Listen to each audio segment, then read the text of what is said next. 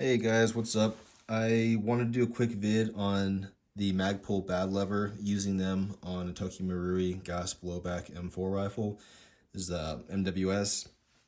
One, what it is, why you might want to use it, and also a couple tips on installation if you do decide to try it. So basically the BAD Lever is this little guy here. It's just this little arm that clamps around. It just screws and clamps around your stock bolt catch, and then it throws its arm down through your trigger guard and essentially gives you ambidextrous bolt catch controls, which is pretty cool. So I think it was designed actually by Travis Haley. I think it was one of his first products when he started working with Magpul. I don't know all the history or anything like that, but that's my understanding. I think it was one of his more kind of popular, well-known products that he did with those guys back in the day. They're pretty old at this point. I remember these, back in the late 2000s, I think. But yeah, so for, its use case on real steel rifles versus airsoft is a bit different, which I'll kind of go into real quick. But as I said, okay, so it's ambidextrous. So one obvious use for, is if you're left-handed. It gives you bolt catch controls on the right-hand side. Now, me being right-handed, I don't really care about that too much because the M4 AR-15 platforms, they're already very ergonomically designed where they place the bolt catch, if you're a righty, that as you're doing a mag reload, you got bolt lock, when you insert your mag, your thumb ends up riding right where that bolt catch is, and then you can drop your bolt. So as a righty, I don't really care about the ambi side of it. But if you're a lefty, it's a real quick, easy fix. These are only like $30, and then it gives you that bolt catch on the right side, which is nice.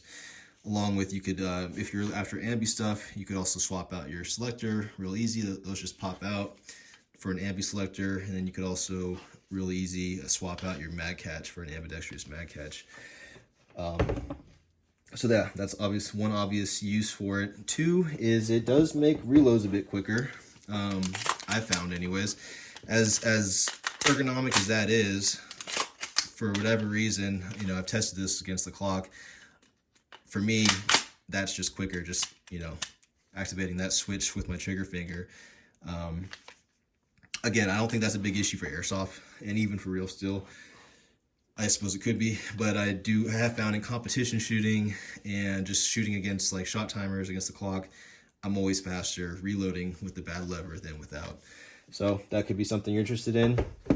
But for me, the main reason I use it for airsoft, particularly, is one, for adjusting my hop up, and then two, for chamber checking or basically mitigating double feeds. And I'll show you what I mean. So first off, for your hop adjustment, on airsoft rifles, we have hop ups. That's obviously what makes these things shoot straight.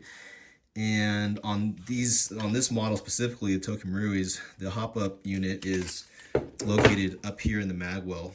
If you're looking this way, it's oriented. It's lower left-hand corner is where it's located, but it's covered by the bolt. So you have to lock your bolt back in order to gain access to that. Probably can't see it down there. But as a righty, this is my natural firing position. If I go to, let's say I take my mag out, I want to start messing my hop up, pull this back, well, okay, now how am I going to reach my stock bolt catch there? So I kind of would have to, basically I'd have to swap to my offhand, and then I can lock it back with my left hand, which is obviously very doable, not a huge deal. But again, for me, this is just more natural to keep my right hand, my firing hand in place, and then I can naturally use my left hand to pull the bolt back and then use the BAD Lever to catch that. And now I got access to my hop up, and I can just reach down there.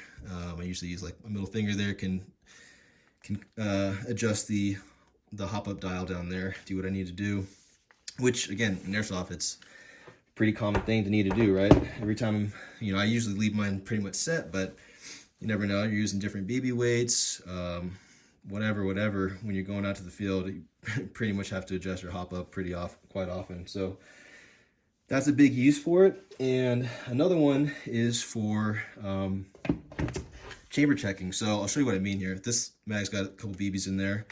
So I'm gonna lock and load that. So now I have a loaded BB in the chamber, right?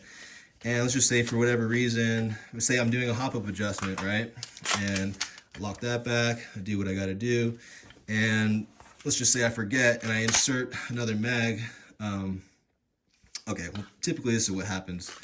Usually this will be dropped down, the bolt will be dropped down. I'll insert a full mag and I'll go to rack it and I see, oh no, I've already got a BB in there. Well, I don't want to double feed it, so having the bad lever makes it real easy for me to just lock that back, remove the mag, drop the bolt on that already loaded chamber, reinsert the full mag, and now I can start firing without double feeding my my barrel there. The alternative is, like, if you don't have the bad lever, I pull back like this and I notice there's already a BB in the chamber. Well, I'm kind of stuck like this because I can't manipulate my bolt catch because my hand's here on the charging handle. If I release the charging handle, it's going to double feed. I could just drop this whole mag, but you know that's going to possibly damage the mag, or I just don't want to do that. On a real steel mag, I would just drop it because I don't care. But these things are like 50, 60 bucks, and they are more prone to breakage. So having the bad lever just makes it really easy in this situation to lock that back and then drop the bolt.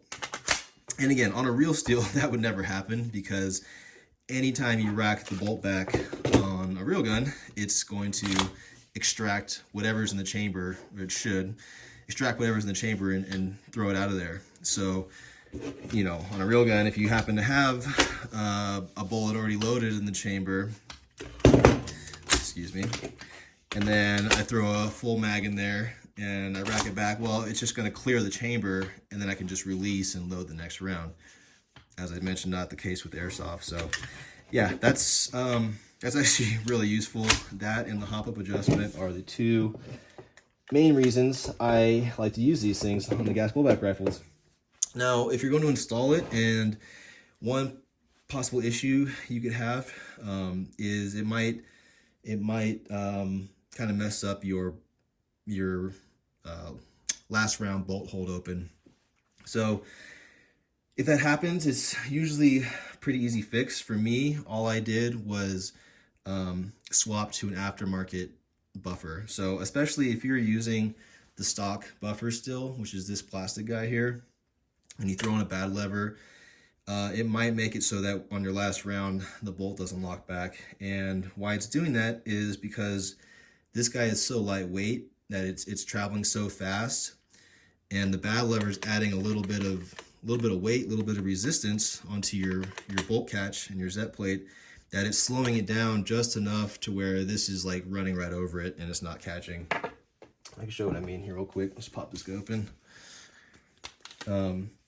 So yeah, an easy fix for me was just swapping to an aftermarket aluminum buffer, which is slightly heavier, and that just slowed it down just enough to where now the bolt catch worked again on the last round.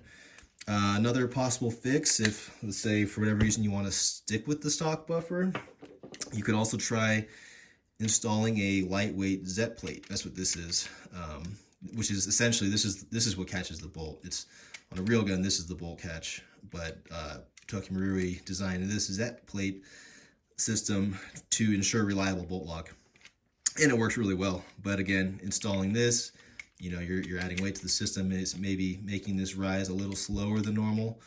So you can either increase the weight of your buffer to slow down this system to catch up, or you can lighten the weight of the Z plate to speed this up to match your buffer and your bolt, and hopefully catch that. So yeah, again, either upgrade to a heavier buffer or upgrade to a lighter Z plate.